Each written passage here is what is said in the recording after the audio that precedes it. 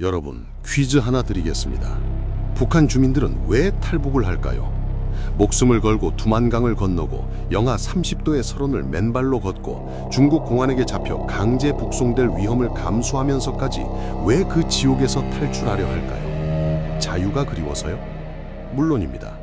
그런데 더 솔직하게 말하면 그냥 먹고 싶어서입니다. 밥 한 끼 제대로 먹고 싶어서입니다. 핵무기는 있는데 밥이 없는 나라.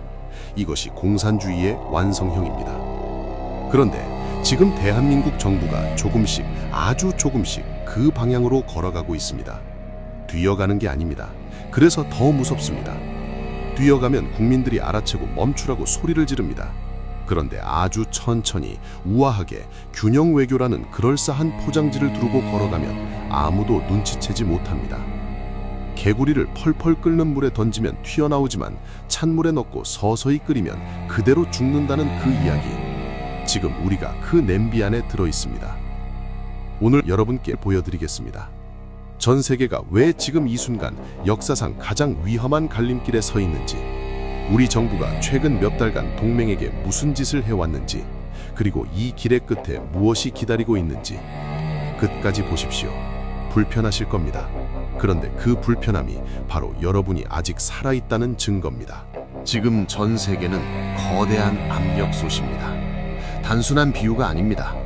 경제, 정치, 사회 모든 분야가 미친 듯이 과열돼 있고 그 압력은 이미 임계점을 훌쩍 넘어섰습니다. 자본주의 역사상 유례없는 화폐 발행으로 자산시장은 언제 터질지 모르는 거품을 안고 있습니다. 집 한 채 살 수 없는 청년들의 분노, 치솟는 물가에 허리가 휘는 중산층의 절규, 이 모든 불만이 지구 곳곳에서 용암처럼 들끓고 있습니다. 이런 상황에서 각국 지도자들이 선택하는 가장 손쉬운 탈출구가 뭔지 아십니까? 바로 외부의 적을 만드는 겁니다. 지금 지구본을 돌려보십시오. 우크라이나에서는 이미 포탄이 쏟아지고 있고 중동의 화약고는 불이 붙었으며 대만 해협의 파도는 그 어느 때보다 거칩니다. 금값은 사상 최고치를 갈아치우고 있습니다. 전쟁이 두려울 때 인류는 금을 삽니다. 그 말은 곧 지금 전 세계의 스마트머니가 전쟁을 기정사실로 베팅하고 있다는 뜻입니다. 당장 오늘 밤 뉴스에 전면전 발발이라는 속보가 떠도 고개를 끄덕일 만큼 우리는 역사상 가장 위험한 단층선 위를 걷고 있습니다. 평화와 자유무역의 시대는 끝났습니다. 30년 동안 우리가 누렸던 세계화의 황금기, 어디서든 싸게 만들고 어디서든 비싸게 파는 그 달콤한 시대는 역사의 뒤안길로 사라졌습니다. 이제는 철저한 약육강식, 내 편이 아니면 적이라는 야만의 시대가 다시 도래한 겁니다. 이런 초과열, 붕괴 직전의 상황에서 애매한 회색지대는 존재하지 않습니다. 박쥐의 최후는 언제나 양쪽 모두에게 찢겨 죽는 것뿐입니다. 그렇다면 이 피비린내 나는 판에 가장 강력한 패를 쥔 플레이어가 던진 카드는 무엇일까요? 그리고 그 카드가 대한민국에게 의미하는 것은 단순한 세금 청구서가 아닙니다. 바로 다음 장에서 그 충격적인 진실을 공개합니다. 트럼프가 던진 카드, 바로 보편적 기본 관세입니다. 많은 언론들이 이걸 단순한 경제 보호주의, 미국 제조업을 살리기 위한 세금 문제로 분석합니다. 틀렸습니다. 완전히 근본적으로 틀렸습니다. 트럼프의 관세는 돈을 더 걷겠다는 청구서가 아닙니다. 그것은 일종의 충성 서약서이자 지정학적 최후 통첩입니다. 미국은 지금 전 세계 동맹국들에게 단 하나의 질문을 던지고 있습니다. 너희가 우리 편이냐 아니면 중국 편이냐? 이 관세표 앞에서 정확히 증명해라. 미국의 관세 장벽을 넘고 싶다면 중국과의 연결고리를 완전히 끊어내라는 겁니다. 반도체, 배터리, 핵심 광물, 모든 공급망에서 중국의 그림자를 지워버리는 국가에게만 미국이라는 거대한 시장의 문을 열어주겠다는 무시무시한 선언입니다.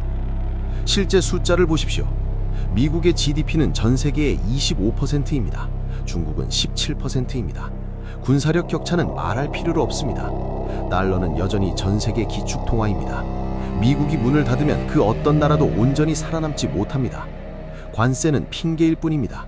본질은 글로벌 경제를 미국 편과 중국 편으로 정확히 반으로 쪼개버리겠다는 냉혹한 선전포고입니다. 눈치채셨습니까? 이것은 협상이 아닙니다. 통보입니다. 그리고 지금 대한민국 정부는 이 통보장을 받아들고도 여전히 답장을 쓰지 못하고 있습니다. 동맹이라는 단어를 입에 올리면서 정작 동맹의 요구에는 몇 핑계를 대며 발을 뺍니다. 미국이 묻고 있습니다. 너는 누구 편이냐고. 우리 정부의 대답은 침묵입니다. 외교에서 침묵이 무엇을 의미하는지 여러분은 알고 계십니까? 이제 트럼프가 왜 그토록 중국을 고립시키려 하는지, 그 중국의 편에 선 나라들이 실제로 어떤 꼴이 되는지 직접 확인해 보시겠습니까? 현재 국제사회에서 중국 편에 줄을 선 나라들의 면면을 한번 보십시오. 러시아, 북한, 이란, 베네수엘라, 쿠바. 하나같이 공산주의나 극단적 전체주의 독재 국가들입니다. 이들의 공통점이 뭔지 아십니까? 경제가 완벽하게 파탄났거나 극도로 위험한 기형적 성장을 하고 있다는 겁니다. 이것이 우연일까요? 러시아를 보십시오. 세계 최대의 천연자원 보유국임에도 불구하고 경제 규모가 한국보다 작습니다. 전쟁 비용을 충당하기 위해 루블화는 끝없이 찍어내고 물가는 폭등하며 인재들은 나라를 탈출하고 있습니다. 북한은 설명이 필요조차 없습니다. 핵폭탄은 있는데 쌀이 없는 나라, 지구상 가장 완벽한 경제 실패의 교과서입니다.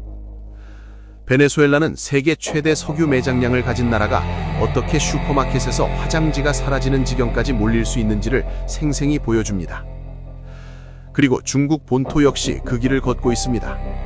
과거의 두 자릿수 성장은 부동산 거품이 만든 환영이었습니다. 헝다그룹 하나의 부채가 300조 원이 넘습니다. 청년 실업률은 공식 발표만 20%가 넘고 실제는 그 2배라는 분석이 나옵니다.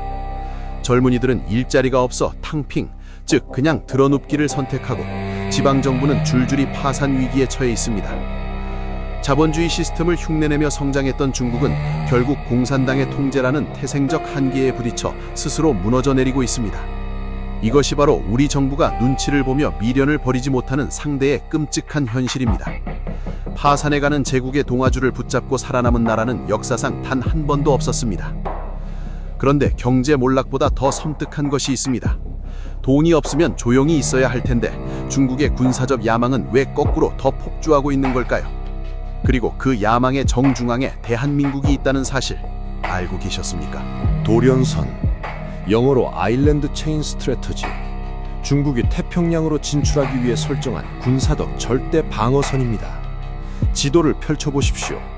제1도련선은 일본 오키나와에서 시작해 대만을 지나 필리핀까지 이어집니다. 제2도련선은 그 바깥 괌과 북마리아나 제도까지 뻗어나갑니다. 중국의 목표는 이 선을 따라 미국을 태평양 한복판으로 밀어내고 그 안쪽을 자신들의 내해, 즉 앞마당으로 만드는 것입니다. 그리고 지도를 다시 보십시오. 대한민국은 제1도련선 안쪽에 완벽하게 갇혀 있습니다. 우리는 그 가두리 양식장 안에 들어있는 겁니다. 중국이 제1도련선을 완전히 장악하는 순간 주한미군의 보급선은 차단됩니다. 그 다음은 자명합니다. 미군 없는 한반도. 중국이 수천 년 동안 꿈꿔온 그림입니다. 역사를 되짚어 보십시오. 중국은 단 한 번도 대한민국을 대등한 주권국가로 인정한 적이 없습니다. 2017년 사드 배치 당시를 기억하십니까? 중국은 경제 보복이라는 이름으로 롯데를 중국에서 쫓아내고 한국 관광을 금지하며 K 콘텐츠를 금지했습니다. 이게 동반자 국가가 하는 짓입니까? 이것은 조공국가에게 주군이 내리는 징벌입니다. 명나라, 청나라 시절 조선에게 했던 것과 단 하나도 달라진 것이 없습니다. 경제는 골마 터지고 있으면서도 군사적으로는 우리 목에 칼을 들이밀고 있는 나라, 파산해가면서도 속국을 거느리려는 오만한 제국, 이것이 중국의 진짜 얼굴입니다. 그리고 우리 정부는 지금 이 얼굴 앞에서 고개를 숙이고 있습니다. 이제 가장 중요한 질문이 남았습니다. 이 모든 사실을 알면서도 우리 정부는 도대체 무슨 짓을 하고 있는 걸까요? 2026년 2월, 지금으로부터 불과 며칠 전의 일입니다. 이 사건 하나가 현 정부의 외교안보 스탠스를 적나라하게 보여줍니다. 미국이 한국에 제안했습니다. 한미일 공중연합훈련을 함께하자고. 내용인즉 B-52 전략폭격기를 포함한 대규모 훈련이었습니다. 중국을 겨냥한 명백한 제1도련선 압박작전이었습니다. 우리나라 해상물동량의 28%가 지나는 동중국해를 지키는 훈련이었습니다. 대한민국의 생명선을 함께 지키자는 동맹의 요청이었습니다. 그런데 우리 정부의 대답은 무엇이었습니까? 거절이었습니다. 이유가 걸작입니다. 다케시마의 날이 껄끄럽다는 것이었습니다. 그래서 한국은 일본을 빼고 한미만 훈련하는 역제안을 미국에 내밀었습니다. 미국의 반응은 냉랭했습니다. 그러면 이번엔 미국 혼자 한다고 통보해버렸습니다. 그리고 실제로 미국은 한국 빼고 일본과 B-51을 띄워 동중국해와 서해에서 대규모 훈련을 강행했습니다. 한미일 삼각동맹의 한 축이 스스로 빠져버린 겁니다. 그런데 이게 끝이 아닙니다. 미국이 주한미군 F-16 수십 대로 서해에서 단독 훈련을 벌이는 도중 중국군 전투기가 긴급 출격해 대치하는 일이 벌어졌습니다. 미중 전투기가 서해 상공에서 눈을 부라리는 초긴장 상황. 이 결정적 순간에 우리 국방부 장관 안규백은 뭘 했을까요? 브런슨 주한미군 사령관에게 항의했습니다. 동맹군이 우리 인근에서 중국과 대치했다는 이유로 한미일 훈련에는 빠지겠다면서 정작 미군이 단독으로 훈련하자 이번엔 항의라니. 이 놀라운 모순 앞에서 말문이 막힙니다. 그것으로도 부족했는지 정부는 3월 프리덤 실드 한미연합 야외기동 훈련을 대폭 축소하는 안을 미국에 일방 통보했습니다. 지난해 16건이었던 여단급 이상 기동 훈련을 5건으로 69%나 줄이겠다는 것이었습니다. 이미 미군이 장비와 병력을 한반도에 전개한 상태에서 말입니다. 미군은 당혹스럽다는 반응을 숨기지 않았습니다. 훈련은 안 하면서 주한미군 주도는 유지하고 싶다. 동맹의 훈련 제안은 거절하면서 안보 우산은 펼쳐달라. 이것이 지금 대한민국 정부가 미국에게 요구하는 것의 본질입니다. 그런데 이 외교적 오판이 단순히 훈련 몇 번 빠진 문제로 끝나면 그나마 다행입니다. 지금 우리가 모르는 사이 미국은 한국을 바라보는 시선을 조용히 바꾸고 있습니다. 그 시선의 변화가 의미하는 것이 무엇일까요? 역사는 반복됩니다. 냉전시대 소련과 미국은 세계를 이데올로기의 철의 장막으로 갈랐습니다. 그 장막의 어느 편에 서느냐가 그 나라의 운명을 결정했습니다. 동독과 서독의 운명을 보십시오. 같은 민족, 같은 언어, 같은 역사. 그러나 장막의 어느 편에 섰느냐에 따라 수십 년 후의 모습은 하늘과 땅 차이가 됐습니다. 지금 미국은 21세기판 철의 장막을 치고 있습니다. 이번 장막의 소재는 인공지능, 양자 컴퓨팅, 차세대 반도체입니다. 미국은 지금 이 기술들을 철저히 자기 편 국가들끼리만 공유하는 폐쇄적 생태계를 구축하고 있습니다. 오커스, 칩4, IRA, 이 모든 것이 같은 방향을 가리키는 화살표입니다. 그런데 여기서 한 발 더 깊이 들어가야 합니다. 지도를 펼쳐보십시오. 오산 공군기지에서 베이징까지의 직선 거리는 약 950km입니다. 전투기로 1시간이 채 걸리지 않습니다. 괌에서 베이징까지는 3000km, 일본 오키나와에서도 1500km입니다. 오산 기지는 지구상에서 가장 가까운 미군 공군기지입니다.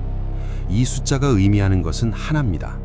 미국은 한국이라는 동맹이 필요한 것이 아니라 한국이라는 땅이 필요한 겁니다. 이것이 냉혹한 지정학의 현실입니다. 전시작전권 전환 논의가 급물살을 타고 미국이 한반도 방어의 책임을 한국에게 넘기는 방향으로 움직이는 이면에는 오산기지라는 전략 거점은 그대로 유지하면서 방어의 부담만 덜겠다는 미국의 냉정한 계산이 깔려 있습니다. 다시 말해 미국 입장에서 최상의 시나리오는 이겁니다. 한국군이 북한을 막는 동안 미군은 오산에서 출격해 서해와 대만 해연에서 중국과 대치한다. 방패는 한국이 들고 창은 미국이 쥐인다. 삼성의 반도체도 현대의 전기차도 미국의 원천 기술과 시장 승인 없이는 껍데기에 불과합니다. 지금처럼 한미일 훈련을 거부하고 미군의 훈련에 항의하고 연합훈련을 69% 축소하는 행동이 반복된다면 미국은 기술동맹의 문도 함께 닫을 것입니다. 군사동맹의 신뢰와 기술동맹의 문은 절대 따로 움직이지 않습니다. 그날이 오면 되돌릴 방법은 없습니다. 그렇다면 우리에게 아직 선택의 시간이 남아있는 걸까요? 단순히 미국 편에 서라는 이야기가 아닙니다. 지금 이 구도를 꿰뚫어보고 우리가 진짜로 챙겨야 할 국익이 무엇인지를 말씀드릴 차례입니다. 결론부터 말씀드리겠습니다. 지금 대한민국이 처한 상황을 가장 정확하게 설명하는 단어는 균형이 아닙니다. 표류입니다. 그것도 방향을 잃은 채 조류에 떠밀리는 표류입니다. 현 구도를 냉정하게 해부해 봅시다. 미국은 지금 한국이라는 동맹에게 진심으로 관심이 있는 게 아닐 수 있습니다. 앞서 말씀드렸듯이 오산기지라는 지구상에서 베이징에 가장 가까운 미군 공군기지, 그 땅이 필요한 겁니다. 전시작전권 전환 논의가 급물살을 타는 것도 이 맥락에서 읽어야 합니다. 한반도 방위의 책임과 비용은 한국에게 넘기되 오산이라는 전략 거점은 그대로 유지한다. 미국 입장에서 이것은 완벽한 거래입니다. 그렇다면 현 정부는 이 구도를 꿰뚫어 보고 있느냐? 전혀 그렇지 않아 보입니다. 미군의 서해 훈련에 항의한 것, 한미일 훈련을 거부한 것, 프리덤 실드를 69% 축소 제한한 것, 이 행동들을 표면적으로만 보면 중국 눈치 보기처럼 보입니다. 그런데 더 깊이 들여다보면 오산기지의 전략적 가치를 전혀 이해하지 못한 채 아무 조건 없이 미국에게 그 거점을 내주고 동시에 동맹의 신뢰까지 잃는 최악의 수를 두고 있는 겁니다. 미국에게는 믿을 수 없는 동맹이 되고 중국에게는 만만한 속국 후보가 되는, 어느 쪽에서도 아무것도 얻지 못하는 최하수의 외교입니다. 전자권을 관세 협상 카드로 쓰겠다는 발상은 이 맹점을 그대로 드러냅니다. 전자권은 관세 몇 % 낮추는 데 쓸 카드가 아닙니다. 그것은 핵공유, 기술동맹, 방위산업협력이라는 국가 100년의 이익과 맞바꿔야 할 카드입니다. 가장 값비싼 협상 자산을 가장 싼 값에 내다 파는 것, 이것이 현 정부 외교의 민낯입니다.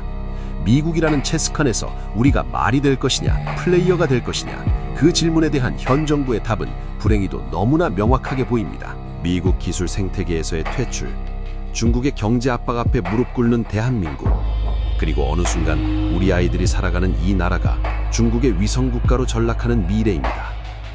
그것은 SF 영화 속 이야기가 아닙니다. 베네수엘라가 겪었고 북한이 겪고 있으며 파산한 공산권 국가들이 예외 없이 걸어간 그 길입니다. 정부의 외교 방향을 바꾸는 것은 결국 국민입니다. 여론이 압도적으로 한 방향을 가리킬 때 정치인은 반드시 그 방향으로 움직입니다. 그것이 민주주의의 작동 원리입니다. 깨어있는 시민의 목소리, 그것이 정부의 나침반을 바꾸는 유일한 힘입니다. 우리가 말이 아닌 플레이어가 되는 길은 결국 국민이 먼저 체스판의 구조를 읽는 것에서 시작합니다. 오늘 영상이 조금이라도 통찰을 드렸다면 구독과 좋아요로 힘을 실어주시고 여러분의 생각을 댓글로 남겨주십시오. 지금까지 벌곰이었습니다.